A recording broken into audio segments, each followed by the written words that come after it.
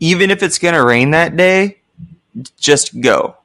Because yes, I like that. Obviously, a lot of the attendants at the parks are people with children, and they don't want their kids to catch a cold, so they go away for a little bit. And Florida, it's going to rain off and on, and this works for California when it does rain there too.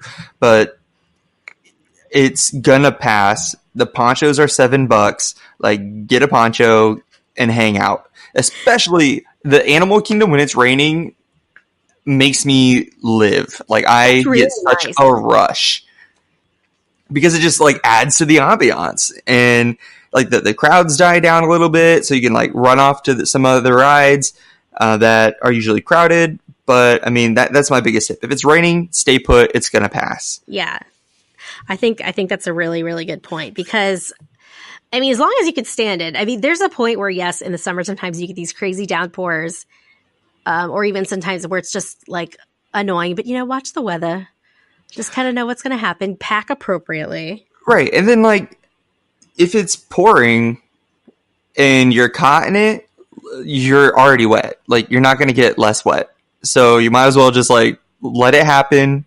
Because we all know I'm the kind of person that will wear my poncho on Splash Mountain. I have photos of it because I don't like to get a little wet. If I'm going to get wet, I got to get soaked. Like, it's got to be pouring and I get wet. Right. But even I can just, like, let my weave down and like, let it happen, because I don't know, it just adds a whole other element. And like, a rainy day at Disney is better than a sunny day at home. It's true. I'm trying to think what my favorite park tip has been. I think what has changed, I think, Nick and I going, because it's usually just us. There are times when we go with large, or even if it's just me and one of my friends. So I think what has really changed, and this is something that we just started maybe recently doing in the past 5 years, and it's embarrassing that it took us this long, is using the single rider line. Because it's so basic. But like, you guys, if you're just going as adults, get on the single rider line. You don't have to sit together, because you will get the line so much quicker. I'm talking like Test Track. I'm talking Soarin'. I think you could do single rider too. Like, I mean, a lot of the big rides, Space Mountain, and even at Disneyland, Everest. Also, Everest, and that's a really great point, because when we were there about a month ago, we did have a fast pass for Everest, but we wanted to get to Disney Springs earlier because we had brunch at Wine Bar George, and so Nick went. Our friend Wine Bar George, exactly. So he took the single rider line, got through way faster. And you guys, just if you're going as adults, that's like probably like my number one tip is utilize. You do not got to sit together unless there's. My mom and I even did that for Test Track. Yeah. We both wanted to go on it, but the line was ridiculous, and we're just like, let's just do this one. And she's like, or okay, if you can't get a fast pass. Yeah, I wish they had single rider for like Frozen. What else I wish they had single rider for? They don't have it for Mine Train either, which is annoying. I don't know why. The whole Mine Train ride is kind of annoying in my opinion. But it's a whole thing. And Flight of Passage, they don't have single rider, which is also dumb. So here we are. They need to expand Passage that. needs like reservations. It needs reservations. I'm hoping it like lessens now with Galaxy's Edge opening soon, because it's nonsense. I get heart palpitations every time I think of Galaxy's Edge, to be honest. It's nonsense. So what is your favorite resort and why? Ooh. And it could be Disneyland or Disney World. Can it be one I've never stayed in? Yeah. Then the beach resort. Oh, nice. On the boardwalk. So because Wait, which one? The beach club or the boardwalk? But that it's on the boardwalk, right? Like you pass it's across from it. Yeah, it's across. It's in that same area. It's in the same area, yeah. Yeah. So that's my favorite. Because I love Epcot so much. So I guess all of those would be kind of my favorite. Just the Epcot resorts in general. The Epcot resorts in general. I mean, technically, the Caribbean Beach is a Epcot resort, and it's still not got that kind of access. So the ones that are accessible, it will. The ones that are accessible from that back That back entryway entrance. are Just by like the walking. dream ones that I would like that I want to go to. Like I would love to be able to walk back to my resort after a day at Epcot. Oh, it's so Not that I really want to do more walking because you know me, I'm a all day kind of guy. nice. But Yeah. I would love to stay in those. That's like my dream place to stay. They're so nice. I love them. Because I do love Epcot so much, and hopefully one day I'll be able to stay there with an Epcot view. Oh, I've been very lucky to stay at all the Epcot resorts, and it's hard for me. So my ultimate favorite resort is Grand Floridian because it's the flagship, Disney resort. It's stunning. I mean, it's our favorite place to walk around at night. There's just something so peaceful and beautiful about it. Especially going as adults, Disney resorts can be pretty wild. But there's something very calming about the Grand Floridian. It's just absolutely, absolutely stunning. And so that's a Magic Kingdom resort. And it's a monorail resort, but it's so hard because we don't stay at Grand Floridian a lot because it sells out a lot. And I shouldn't say it sells out. It sells out like the normal price rooms. Like usually a lot of times, and it's bad because Nick and I just book too close in advance. So by the time I go up there, it's like $700 for a room. And I'm like, I'm not paying that much. Like, settle down. But so, I mean, obviously our favorite park, my husband and I, and my friends as well. I mean, a lot of it's just because we older and we like to go party in Epcot, are the Epcot resorts. And so my second favorite, and I probably, and in terms of the Epcot resorts is the yacht club. So I actually prefer yacht as opposed to beach. It has one of my favorite lounges in there. It's just so nice. The pool is obviously the best pool on Disney property. Stormalong Bay. Yeah, it's just unbelievable. The pool there. And don't even try and sneak in that pool because you have to get another armband or wristband to go into the pool. So they have to scan your Magic Band to confirm that you're staying at Yacht and Beach. And then they give you another wristband. So it's real strict, but it's so nice. And there's a sand bottom area and that's really awesome. It's just awesome. So when you say that's where, I've stayed at beach too. I just like yacht better personally. I like the theming better. But it's awesome. I love it.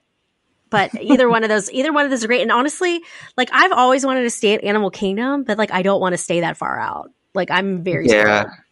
And that's, like the All-Stars are nice and cheap, but they're way back there, so right up the road from Animal Kingdom, which is kind of annoying. So I wish they would do a value in each area. That would be nice. Which I guess I get why they don't, but then it also kind of like makes you think, okay, so do they think that Animal Kingdom is their value park? I don't think so. I would think that's probably one of their most expensive ones with all the theming and whatnot. So it's so in depth. But I mean, like, is there a moderate Magic Kingdom resort? Not. So I guess you would consider Fort Wilderness would be considered moderate. There's the new nature one that's going to open like in the next year or so. I think that'll still be considered deluxe though, or it's DVC. I don't think it's going to be moderate though. Well, I'm gonna need them to have a value in each area. That would be nice. That would be great because then everyone can experience what it's like to stay, so close to the Magic Kingdom.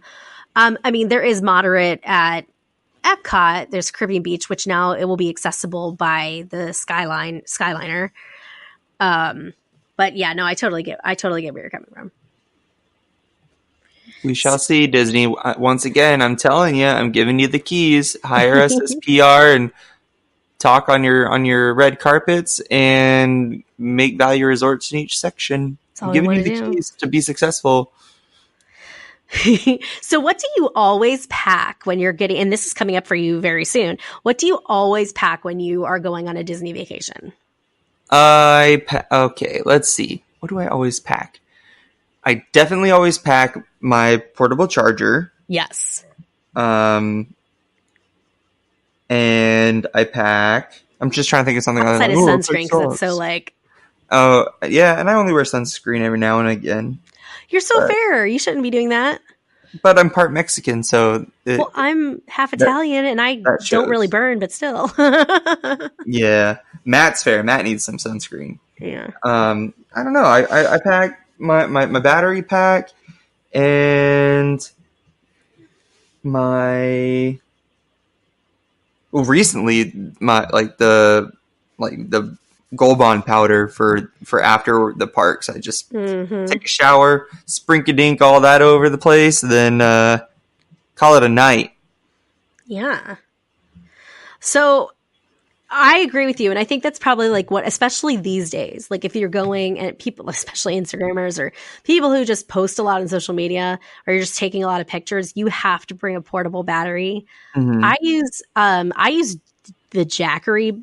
I don't even know if they still make Jackery, but like it's a portable battery. I have a couple of them. And then which brand do you use? I use the Rav Power RAV power pack. It's got I think it's got like 4 USB ports on the top, but Hmm. like it'll charge my well, it charged when I had my iPhone 7 Plus. It charged it 4 times from 0 to 100 in a day and still had power. Yeah. Um, I trust it. Like it's one that I know that I'm gonna have for a while, and I love it. I even talked about it a lot during my trip in August. I Yeah. posted about it a lot because it literally just would charge, and it would charge it quick. Right. So yeah, that's definitely my go to brand, and I have that ready to go for this coming trip because now I have to take 1,000 jillion trillion pictures Yeah. because I lost all mine. So and I also do a lot of living. Like I go or not living, but I do a lot of stories when I'm there, Yeah. and constantly having to do that takes up a lot of battery. This time I might hop on to the Wi-Fi. I don't typically like to do that because anybody can sneak into your phone. Um, but it will also help not kill my battery because it won't be Yeah. searching. Yeah. And the Wi-Fi in Disney World is, I mean, the Wi-Fi at Disneyland is like non-existent. It's like they say there's a Wi-Fi, it's garbage, don't use it. But the Wi-Fi at Disney World, it's so funny. Like as soon as we pop in there, like for our first day at the parks or whatever, it just like recognizes it, which makes me a little happy.